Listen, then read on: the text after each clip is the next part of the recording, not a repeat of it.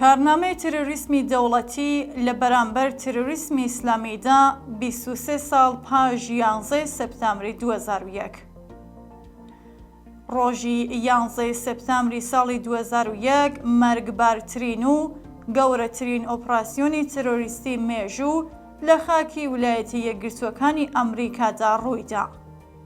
واتە ڕووزاوێک کە دووەهاتە سیاسی، نیزامی و ئابوووریەکەی بوو بە خاڵێکی وەرچەرخان لە مێژووی ئەم سەردەمەی جیهاندا. بەیانی ڕۆژی 11 سەپتەمبری ساڵی 2001 سەرەتا دوو فڕۆکەی نەفەر هەڵگر بە مەودای 15 دقە لە یەکتر خۆیان بە بورجەکانی ناوەندی بازرگانی جیهانی لە شاری نیویۆرکدا کێشا. بەهۆی ئەم کردەوە تروریستیەوە تەواوی سەرنشینەکانی فڕۆکەکان و جەماوەرێکی زۆر لە دانیشتووانی ناو بیناکان گیانیان لەدەستا. هەردوو بیناکە پاش دوو کاتژمێر بە تەواوەتی وێران بوون و زیانێکی زۆریش بەر بیناکانی دەوروبەر کەوت. فڕۆکەی سێهەمیش 30 خولەک پاش فڕۆکەی دووهەم خۆی بە بینای پێنتاگۆن ناوەندی وەزارەتی بەرگری ئەمریکادا کێشا. فڕۆکەی چوارەمیش کە بەشێکی دیکە بوو لەو پلانە تروریستیە لە ئیالەتی پێنسیلڤانیا بەبێ ئەوەی خۆ بە هیچ بینایەکدا بکێشێت کەوتە خوارەوە. وێدەچوو فڕۆکە ڕفێنەکان ئەم فڕۆکەیان بەرەو واشنگتۆن ئاراستە کردبێ. تەواوی سەرنشینانی ئەم چوار فڕۆکەیە گیانیان لەدەستا. ژمارەی کوژراوەکانی ئەو ڕووداوە نزیکەی 3000 کەس بوون.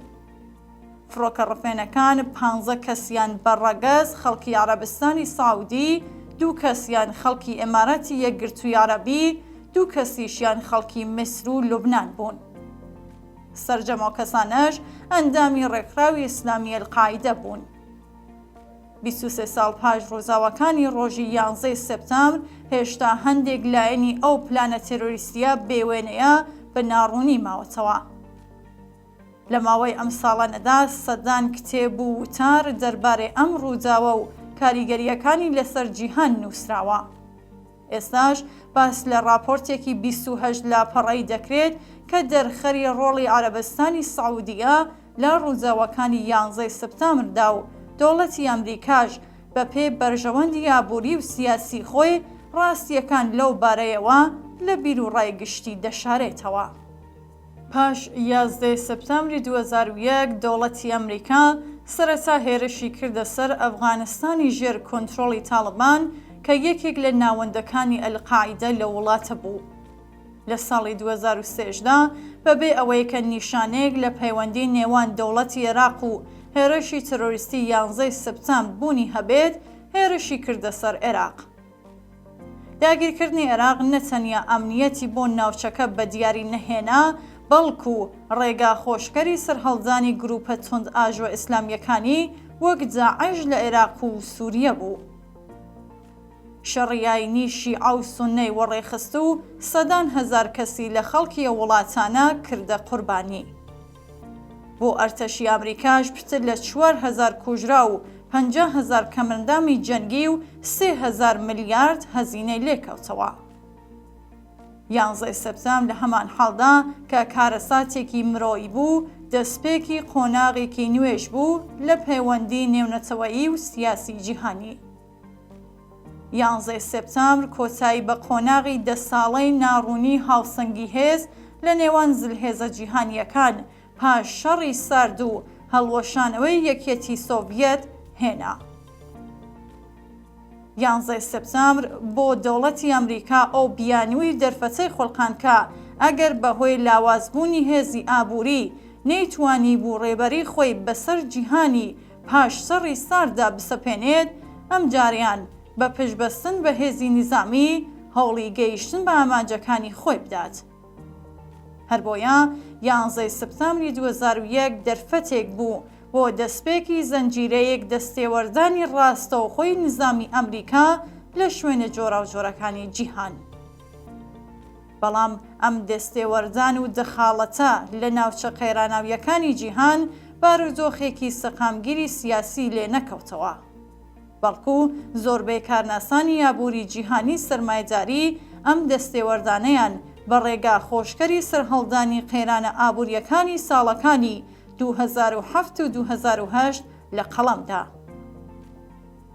ئەدعاکانی وەک دەخاڵەتی مرۆڤدۆستانە، دیمۆکراسی لە ڕۆژهەڵاتی ناوەڕاستی گەورە و شەڕ لەگەڵ تێرۆریسم، هەمووی ئەوانە کە وەک پاساوی هێرشی ئەمریکا بۆ سەر وڵاتە جۆراوجۆرەکان لەلایەن بڵینگ و تەبلیغاتیەکانی ئەمریکاوە لە جار دەدران، زۆر زوو وەک بڵقی سەرئاو تەقینەوە.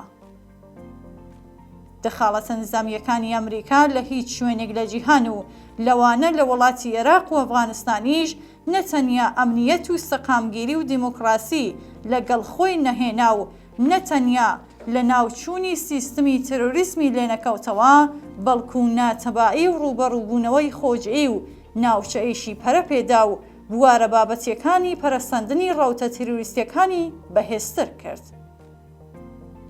سەدان هێندەی ئەو قوربانیە بێتاوانانەیە کە لەلایەن تیرۆریسمی ئیسلامیەوە لە ڕۆژی 11 سەپتەمبری 2001 لە ئەمریکا خەڵتانی خوێندکران لە کەمپەینی تیرۆریسمی دەوڵەتی ئەمریکا و هاوپەیمانانی لە ژێرناوی بەرەنگاربوونەوە لەگەڵ تیرۆریسم لە عێراق و ئەفغانستان و شوێنەکانی دیکە، بەتایبەت لە ڕێگەی بۆمبارانی کوێرانەوە لە ناوچوون. 23 ساڵ پاش هێرشی ئەمریکا بۆ سەر ئەفغانستان، دەوڵەتی ئەمریکا لە پاشەکشەیەکی سەرشۆڕانەدا سەر لە نوێ دەسەڵاتی سیاسی بۆ تاڵیبان گەڕاندەوە. هەوڵەکانی دەوڵەتی ئەمریکا بۆ پێکهێنانی نەزمی نوێ جیهانی بە پشتبەستن بە هێزی نظامی بێ ئاکام مایەوە. هێزە خۆجێیەکان سیاسەتی پەیڕەوکردنی بێ ئەملا و ئەولا لە سیاسەتەکانی ئەمریکایان وەلانە. چەندجەم سەریبوونی ئاڕایشی سیاسی جیهانی سەرمایەداری پاش 11 سەپتەمبری ساڵی 2001 و ڕووداوەکانی دواتری جێگیر بوو. بەڵام سەرەڕای هەمووی ئەوانە، جیهان هێستاش بۆ دانیشتوانی هەم لەلایەن تیرۆریسمی دەوڵەتی و هەم لەلایەن تیرۆریسمی گروپەکانەوە گەلێک نائەمنە.